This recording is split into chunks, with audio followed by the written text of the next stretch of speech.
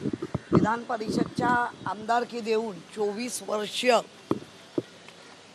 पक्षाने यांना एवढा मान सन्मान दिल्यानंतर पक्षासाठी काय काम तर शून्य काम. आणि जिथे पाव तिकडे धाव या बाईंचं वागणं आहे. ज्या सामाजिक काम करत मोठ्या होत आहेत तृप्ती देसाई, त्यांनी जो आरोप केलाय त्यात म्हणतात मी प्रूफ देते, आणि ह्या आता दुसऱ्यांचे प्रूफ मागायला लागले. मुळामध्ये नीलम गोरे बऱ्याच कमेंटमध्ये आलंय नाव गोरे आणि काम मात्र काळे. इतक्या काळ्या हृदयाने भरलेली बाई कधीच, म्हणजे मी तर आमच्या पक्षामध्ये 83 पासून काम करते. 90ला आम्हाला पदं मिळाली आणि त्याच्यानंतर या बाईचा झालेला शिरकाव, तेव्हापासून मी या बाईला बघते. पक्षाच्या कामासाठी सगळं शून्य. माझा प्रोटोकॉल, मला कसं, मला काय, ह्याच्या पलीकडे यांची धावण आहे. जिथे जिथे अत्याचार झाले त्या ठिकाणी आम्हीही गेलो होतो, पण त्या आमदार असल्यामुळे जास्त तिथे नावारूपाला आल्या. याच्यामध्ये धुळ्यामध्ये जो अत्याचार झाला तेव्हा आम्हीही होतो बरोबर. पण नेहमीच सगळं बाजूला ठेवायचं आणि फक्त आणि फक्त स्वतःला कसं इम्पॉर्टंट मिळेल एवढंच बघण्याचं काम करतात. आज जेव्हा त्यांच्या पूर्ण अंगाशी आल्यावर या कॅप्टन खरात, आता कॅप्टन खरातचे विविध प्रकार आपल्या समोर येत आहेत. महिलांवर अत्याचार तर आहेच, पण मंत्रीपद कसं मिळवून द्यायचं आणि त्याच्यासाठी रक्त कसं व्हायचं आणि त्याच्यासाठी आपला लाभ कसा करून घ्यायचा, अशा अनेक मंत्री त्यांना भेटले. दीपक केसरकरांनी तर भांडात फोडलं 39 मंत्री. आता ते 39 मधली ह्या असाव्या एक, म्हणजे आता परत प्रश्न आला 38 कोण. म्हणजे हे असे एकेकांची आता लाईन लागेल. आणि काय म्हणजे काय मिळवण्यासाठी तुम्ही काय काय करत होता. आत्ता पण आपण गेल्या आठवड्याचं जर पाहिलं तर ज्या पद्धतीने उद्धवजींवर बोलल्या अख्ख्या आणि वर त्यांना माहिती आहे की आपली आता थू थू होणार, आणि वर बोलतायत की आता मला ट्रोल होईल. खरं म्हणजे तुम्ही ट्रोल करण्याच्या पण लायकीच्या नाही. पण तुम्ही ज्या सभेमध्ये ज्यांच्यामुळे गेलात, विधानसभेने काय पाहिलं गेल्या 2022 पासून, आधी तर पाहिलंच, पण इतकं खाली गेलेलं, त्याची गरिमा एवढी खाली नेलेला विधानसभा कधी कोणी पाहिली नव्हती. ती विधानसभा त्यांनी 2022ला 20 जून 2022 सभागृहाने पाहिलं. आणि मग एक एक एक एक उड्या पडत गेल्या. आणि त्या उड्यामध्ये ह्या बाईची उडी काय, तर आम्ही जात होतो, आम्हाला भेटत नव्हते. अहो मी ज्या वेळेला बंगल्यावर जायची, मग त्या मुख्यमंत्री बंगला असो ना आता मातोश्री, आम्हाला कधी कधी सांगण्याची ही बाई हिंमत करायची, थांबा हा उद्धवजी जरा बिझी आहेत. मग भेटत नव्हते तर तुला कसं कळलं बिझी आहेत. हे मी कार्यकर्ती म्हणून सांगते. खोटारडी एक नंबर. आणि बुद्धी चातुर्य ते पण तू तुझ्यासाठीच वापरलंस, ते पण त्याचा उपयोग पक्षासाठी झालं नाही. श्रमदान तर तू कधी केलंच नाही. त्यामुळे एक देखीलच खोटं बोलणारी बाई जर कोण असेल, मला एकदा आठवतं, मी त्यांच्या गाडीत होती आणि एका पोलिसाने फक्त उठला नाही, त्याचं लक्ष नव्हतं, त्या तरा केबिनमध्ये गेल्या, फोन लावला, त्याला वर बोलवलं, त्याच्या वरिष्ठाला वर बोलवलं आणि इतक्या अद्वता त्याला बोलल्या. तेव्हा माझ्या आणखीन लक्षात आलं अरे बापरे, यांचे एवढे मोठे युगो आहेत, हे एवढं मान अपमान, याचा अर्थ यांना एवढंच हवं होतं. आणि जेव्हा कळलं की आता हे उद्धवजींकडनं मिळत नाही, कदाचित मिळणार नाही, तशी उडी एकनाथ शिंदे. आणि भाषणात काय सांगतात, कोण हा एकनाथ शिंदे. अरे वा, मग त्याच्यात प्रश्न पडला लोकांना, उंदीर कोण आणि मांजर कोण, साक्ष कोण कोणाची काढताय. त्यामुळे ह्या बाईवर बोलावं तेवढं कमी आहे.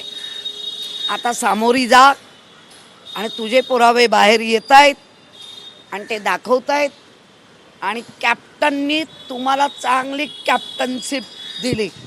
आता तुम्ही कॅप्टनकडे जाऊन काय काय केलं ते कॅप्टनच सांगेल बाबा, आम्हाला काय. नाही, त्या आशा म्हणाल्या की अधिवेशनाच्या काळामध्ये त्यांचं मुख्यमंत्री आणि उपमुख्यमंत्री यांनी कौतुक केलं आणि त्यामुळेच अनेकांना हे आवडलेलं नाही आणि त्यामुळे माझ्यावरती अशा पद्धतीचा आरोप केला जातो. मुळात मुख्यमंत्री आणि उपमुख्यमंत्री निरोप समारंभाच्या वेळी जे करतात त्याला जर ह्या मोठ्या स्वतःचं एक क्रेडिट किंवा काय म्हणतात त्याला, काहीतरी मला चांगलं, तर मग त्याच्यावरच कळतं नाही केवढा येडपटपणा आहे.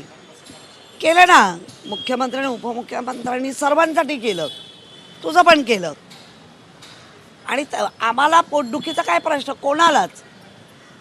तुझंच पोट एवढं आहे की तुझं ते भरतच नाही आहे, त्यामुळे पोटदुखीचा काय प्रश्नच येत नाही. ताई, आपण बघतोय की दर काही दिवसांनी शिंदे गटातनं अशी चर्चा व्हायची की ऑपरेशन टायगर करेल. राष्ट्रवादीचे आणि उबाटाचे काही खासदार पोहोचले, मात्र माहिती मिळते की आता दिल्लीतनं भाजपच्या वरिष्ठांनी शिंदेंना शांत राहण्याचं सुचवलंय. बघा, मला काहीतरी दिल्लीश्वरांनी द्यावं, माझं वजन हळूहळू कमी होत आहे, राजकीय. शरीराचं वाढतं की नाही मला नाही माहिती, राजकीय होतं आहे. त्याच्यामुळे जी काही तळमळ आणि जी काही महाराष्ट्रात आम्ही बघतोय ह्यांच्याबद्दल झालेली मळमळ, त्यामुळे जाऊन दिल्लीसमोर शड्डू ठोकायचे. दिल्लीश्वरांच्या लक्षात आलं की हे जास्त झालं तर आम्हीच बदनाम जास्त हो. आधी ऑलरेडी दिल्लीश्वर बदनाम झाले ह्याच प्रकरणामुळे, तर अधिक होऊ. आणि हा एक महाराष्ट्र, अशा अनेक राज्य त्यांच्या विरोधात उभे राहत आहेत.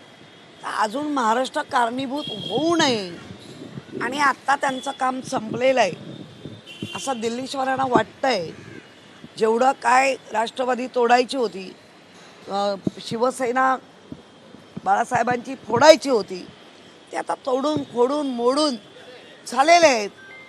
आणि त्यांनी पाहिलं, एवढं तोडलं मोडलं, सगळ्या मुंड्या चित केलं, तरी शिवसेना मुंबईमध्ये 65 संख्येने, आणि जे आता ते अभ्यास नक्की करत असतील, 16 सीट या 50 म्हणजे 100 आणि 50च्या बदले आहेत. याचा अर्थ तो त्यांनी लक्षात घेतला असेल की ह्याची उपद्रव्यता संपलेली आहे. आज अश्विनी भिडे मुंबई महानगरपालिकातील आयुक्तपदाची पदभार स्वीकारतील असं सांगितलं जात आहे. मोठा विरोध एकनाथ शिंदे करताना बघायला मिळाले, मात्र कुठतरी त्यांची बोलवण केली. तुषार दोषींना सक्तीच्या नदीवर पाठवून त्यांची बोलवण करून अश्विनी भिडेंना हे केलं असं वाटतंय.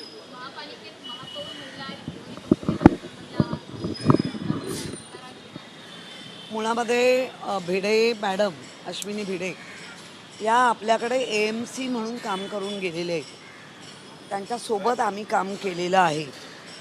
आणि त्यांच्यासोबत काम करत असताना त्यांच्या संपूर्ण त्यांचा जो कार्यभार आहे तो कसा असतो, त्या अतिशय सकारात्मक दृष्टीने काम करतात. सकारात्मक दृष्टीमध्ये ते पक्षभेदाभेद करत नाही. त्या AMC होत्या. आणि गुड लक त्यांचं की यावेळेला ह्या मुंबई महापालिकेवर पहिल्यांदा ज्या AMC होत्या त्या पुन्हा आयुक्त म्हणून येत आहेत. कारण मुंबईमध्ये पहिल्यांदा ज्यापासून विरोधी पक्षनेता, त्याच्यामध्ये पहिल्यांदा महिला विरोधी पक्षनेता, आता पुन्हा AMC बनून आलेल्या आता आमच्याकडे आयुक्त म्हणून येत आहेत. आणि त्या पण महिला महापौर तर आहेतच, त्यामुळे खरंच आहे महिला सेक्रेटरी आहेच MS डिपार्टमेंटची. त्यामुळे खरंच महिला राज आहे. आणि शिंदेंचा विरोध होता नाही होता तो आम्हाला माहिती नाही, पण त्यांच्यात धुसफूस आहे ही मात्र हळूहळू फुसफुसनी बाहेर येते एवढी नक्की. मंत्रिमंडळात सुद्धा फेरबदल करावे अशा पद्धतीच्या बातम्या येत आहेत. दीपक केसरकर असतील किंवा अन्य मंत्र्यांनी शिंदे काही मंत्र्यांवरती नाराज असल्याची चर्चा आहे. काही वर्तणूक झाली आहे, त्यामुळे नाराज आहेत. आणि फेरबदल करण्याची शक्यता आहे, विशेषतः खराब. हा आपण गेल्या वर्षभरात पाहिलं कोण कॅन्टीनच्या मुलांना जाऊन ठोसे मारतायत, कोण हात म्हणजे अर्ध नग्न खाली उतरून मारामाऱ्या करतायत, कोण बॅगाच्या बॅगा म्हणजे आम्हाला सांगता ना खोके बोलू नका, तर आम्ही म्हणायचं आता भरलेल्या बॅगा खोक्यांसारख्या भरलेल्या बॅगा त्याचं लक्ष्मी दर्शन दाखवतायत. तर कोण सांगतंय की मी 35 कोटीवर पाणी सोडलं, मला मिळणारा लाभ हा 35 कोटीचा होता आणि तो माझ्या कार्यकर्त्यांसाठी सोडला. मला तुमच्या माध्यमातून सांगायचं आहे, जर कार्यकर्त्यासाठी 35 कोटी सोडले आहेत तर जरा कार्यकर्त्यांची कौलं चेक करा, काही सोन्या बिन्याची घातली आहेत का. कारण कार्यकर्ता भाग्यशाली आहे म्हणायचा. काही थापा मारतायत आणि आता तर काय कॅप्टननी सगळ्यांना कॅप्टनशिप देऊनच टाकली आहे. काय काय दिलंय लाभ, कुठला लाभ दिला तो आता कॅप्टनच सांगू शकतो. आणि आलेले व्हिडिओज, कारण त्या आलेल्या व्हिडिओवर पण आता बंदी घातलीच पाहिजे. काही महिला ठरवून गेले आहेत, काही महिला फुसलवून असं काही चित्र अजूनही स्पष्ट होत नाही. पण महिलांचे पालक गेलेले असताना ज्या कॅप्टननी धाडस केलं ते धाडस या राजकीय लोकांचं पाठबळ होतं, म्हणूनच एवढ्या मोठ्या प्रमाणात ऑफिसमध्ये इम्पोर्टेड काच लावून की ज्या काचेतून बाहेरचं दिसतं पण आतलं दिसत नाही, अशा पद्धतीने अत्याचार केला आहे. आणि ह्या तमाने कुठच्या तरी हॉटेलमध्ये भेटल्या. तर कॅप्टन काय वृत्तीचा माणूस, तुमचं वय काय, तुम्ही काय करताय, तुम्ही कुठल्या मंत्रिपदासाठी काय करताय, काय काय वयाचं आपल्या पदाचं काय भान आहे की नाही. ताई, काल सभागृहामध्ये तुम्हाला बराच वेळ त्या ठिकाणी थांबवण्यात आलं होतं. नाही, मुळामध्ये काल आम्हाला भाजपकडून असं सांगितले 50 खोके आम्ही त्याला उत्तर देणार, 50 ठोस्याने आम्ही उत्तर देणार, 50 ठोसे म्हणून अशा पद्धतीने आम्ही उत्तर देणार. नाही, मुळामध्ये अशा धमक्या, अशा पोकळ धमक्या आम्ही घाबरत नाही. ठोसे मारायला तर आम्ही काय केळी काढायला जाणार का. हां, तुम्ही द्याल तेव्हा इतका पण मागचे आमचे इतिहास जरा तपासा, नवीन आलेत त्यांनी. हां, एक मिनिट. काल जो प्रकार घडला आहे तो महापौरांनी आम्हाला फोन केले, महापौरांच्या डिपार्टमेंटमधनं फोन आले, कुठलाही विषय सांगितला गेला नाही. पण प्रथम नागरिक आणि मुंबई महानगरपालिकेच्या महापौर या सभा चालवण्यासाठी इम्पॉर्टंट असतात आणि मुंबईसाठी इम्पॉर्टंट आहे. त्यांनी बोलवल्यानंतर लगेच जायलाच पाहिजे. आम्ही गेलो, मी स्वतः होती, माझ्याबरोबर मनसेचा गटनेता आमचा यशवंत, त्यानंतर उबाळे, त्यानंतर सपाच्या कोण, अशा सगळेजणं आम्ही 4 जणं तर होतो. आणि गटनेता म्हणून अभय घोले आले, त्याच्यानंतर एक शिंदे आले, सगळे आले. अमयनी सगळ्यांना बोलवलं आणि मी एवढं म्हटलं पण की अरे गटनेत्यांची मीटिंग आहे आणि आम्हाला महापौरांशी बोलायचं आहे. शांत बसलो, नाही आम्हाला महापौरांशी वैयक्तिक बोलायचं आहे. मी म्हटलं ठीक आहे, आम्ही बसतो इकडे, तुम्ही अँटी चेंबरमध्ये जा. आणि जे बोलायचं आहे ते बोला, काही हरकत नाही. 10 मिनटं उशीर चालेल. नाही आम्हाला इथेच बोलायचं आहे. तर मीच म्हटलं म्हणजे आम्ही उठायचं आहे का? इथेच बोलायचं आहे, त्यांच्याशीच बोलायचं, तर मग आम्ही सगळे गटनेते उठायचं आहे का? तर नाही ते महापौर ठरवतील. महापौरांकडे बघितलं, नाही थांबा तिकडे. मी म्हटलं आम्हाला जे बोलवलात ते ह्याच्यासाठी बोलवलात का? आणि मग आम्ही खरं म्हणजे मला पत्रकारांसमोर मला वाटलं वेगळा तिकडे दरवाजा जो उघडा असतो तिथून मी आपलं सहज निघून जाईन. मला बाहेरच काही पत्रकार भेटले आणि असा अपमान जर महापौर करणार असेल, माझं काय म्हणणं होतं, समय सूचकता दाखवा. त्यावेळेला त्यांनी अमयला सांगायला हवं होतं, अमय तुझा कुठलाही विषय असू दे, पण गटनेता पहिला करते आणि मग तुला घेते. जर अशाच गोष्टी होणार असेल तर तुमच्या दालनात आम्ही येतो. एक तर तुमच्या दालनात काही ती सिक्युरिटीची म्हणा, MS डिपार्टमेंटची म्हणा, किंवा कोणी जात आहे कोणी येत आहे. त्यामुळे कसं मुंबईकर आहेत, खूप चांगलं काम करतायत असं त्याच म्हणतायत.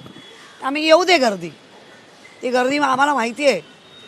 ज्यांनी कधीच महापालिका पाहिली नाही, संघाणी मिघाणी, ते सगळे येत आहेत. अगदी मोठी मोठी कमळं लावून येत आहेत.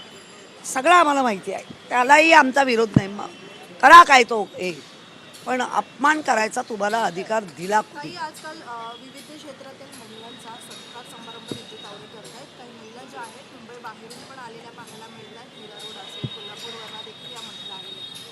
विशेषतः मुंबईसाठी हे मर्यादित आहे, काय आहे? मुळामध्ये कुठलाही कार्यक्रम एवढा मोठा करतो तर त्यासाठी गटनेत्यांना बोलवून की बाबा आपण हा महापौरांचा कार्यक्रम राहिला आहे, आपण करतो आहे, तुमच्या नगरसेवकांना सगळ्यांना सांगा की मुंबईच्या मर्यादित असलेल्या लोकांचे तुम्ही फॉर्म भरा आणि तुमच्या शिफारसीने आम्हाला कळवा.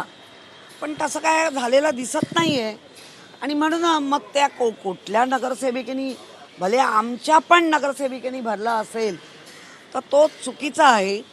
कोल्हापूर वगैरे त्यांची नोंदणी असेल आणि त्या फिरायला म्हणून मुंबईत आल्या असतील आणि त्यांना जर महापौर पुरस्कार मिळणार असेल, मग त्या कोणत्याही पक्षाच्या असू दे, हे महापौरांनी चेक करायला पाहिजे. महापौरांच्या असलेल्या कमिटीनी हे पूर्ण चेक करायला पाहिजे. आणि कोल्हापूरवरनं, मीरा भाईंदरवरनं फिरायला येणाऱ्याला जर तुम्ही तो पुरस्कार देणार असाल तर मला वाटतं चुकीचं आहे. त्या केलेल्या सामाजिक कामाची नोंद ही त्या कुठे करतायत, त्यांचा ॲड्रेस काय हा पाहिला जातो. पण ह्याच्यामध्ये आत्ताच मला कळलं आहे की कोल्हापूर आहे, मीरा भाईंदर, अशा 2-3 महिला आहेत. महिलाला दिलं पाहिजे, अजिबात माझी ना नाही.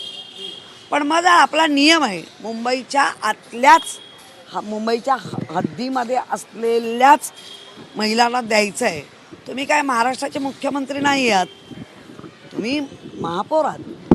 महाराष्ट्राच्या मुख्यमंत्र्यांबरोबर बरोबरी करायला एवढ्यात तरी जाऊ नका, असं माझा प्रेमळ सल्ला असेल. की मुख्यमंत्री ते मुख्यमंत्री आहेत, पण जर मुख्यमंत्र्यांसारखं काम करायचं आहे तर मुख्यमंत्री किती दक्ष असतात ते पण त्यांचा गुण घ्या. एक प्रश्न असा आहे की POP वरून सध्या पालिकेमध्ये गोंधळ पाहायला मिळतो. त्यांनी जे परिपत्रक काढलं त्याच्यामध्ये स्पष्टीकरण देताना पलटी मारलेली आहे पालिकेने. एक मोठा विरोधाभास हा समोर आलेला पाहायला मिळतोय. कशा पद्धतीने बघतात या सगळ्या करांना? एकीकडे ते म्हणतात मूर्तिकारांना रंग असेल किंवा माती असेल ती दिली जाईल, जे मंडपाच्या परवानग्या आहेत त्या दिल्या जातील. या सगळ्या ह्याच्यात आता गोंधळ पाहायला मिळतो पुन्हा एकदा. कोविड काळापासून ह्या मूर्त्यांबद्दलचे प्रश्न निर्माण झाले. POP असेल आणि आपल्याला दिली गेलेली माती असेल, ज्या आपण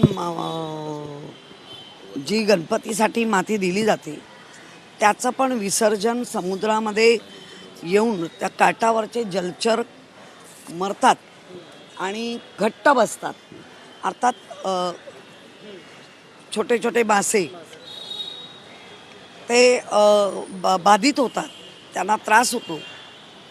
आणि POPनी तर कायच्या काय होतो, सगळ्यात मूर्त्या बाहेर येतात. त्यामुळे निर्णय ज्यावेळेला हे सुरू झालं त्यावेळेला आपण पॉन्ड चालू केले. मुंबईमध्ये पहिल्यांदा शुभा राऊळांच्या माध्यमातून महापौर कशा असाव्या शिवसेनेच्या, शुभा राऊळांच्या माध्यमातून पॉन्ड चालू केले गेले आणि त्याच्यात मूर्त्या विसर्जित होत होत्या. आज आमची पण घरातली मूर्ती 21 इंचाची असते. वरी जांभोरी मैदानात मोठे 2 पॉइंट तयार केले जातात. कुठेही मैदान न खोदता पॉइंट तयार केले जातात. अभिजित आमचा पाटील करतो, आशिष चिमुरकर करतात, सुनील शिंदे सपोर्ट करतात, सचिन भाऊ नारळ फोडायला येतात. त्यामुळे ही सगळी मंडळी मैदानाला बाधित न करता पॉइंट करतात आणि त्याच्यातली मग माती ती जास्तीत जास्त सुकून चाळून घेऊन मग काही ठिकाणी वापरायला पण देतात. किल्ले बिल्ले बनवायसाठी लागणारी माती मिक्स करून ते वापरायला देतात. त्यामुळे त्याच्यावर निर्णय राज्य सरकारने लवकर घ्यावा. मूर्तिकारांचं अख्खं वर्ष त्या कार्यक्रमावर असतं, त्यामुळे तसं काहीतरी घ्यावं. काही शेवटचा प्रश्न. 1998 पासून ते 2025 नगरसेवक किंवा मग इतर जे महापालिकेत येणारे लोकप्रतिनिधी आहेत ते काही प्रश्न सूचना उपस्थित करतात. त्यावर अहवाल जो आहे तो आयुक्तांकडून येणं अपेक्षित असतो. पण आता ह्या 28 वर्षात 136 अहवाल जे त्या अद्याप आलेले नाही. तुम्ही उपस्थित केलेल्या सूचना मागण्या या धूळ खात पडलेल्या असल्याची बाब समोर आलेली आहे. नाही, आता जे घडलं आहे ते नेहमी त्याच्यावर आम्ही पण बोललेलो आहोत. पण मला आता अपेक्षा आहे की या सगळ्या गोष्टीवर अश्विनी भिडे मॅडम अगदी चांगला प्रकाशझोत टाकतील आणि त्यांचा जो कार्यकाल आहे पूर्ण तो यशस्वीरित्या त्या पार पाडतील. एबीपी माझा, उघडा डोळे बघा नीट.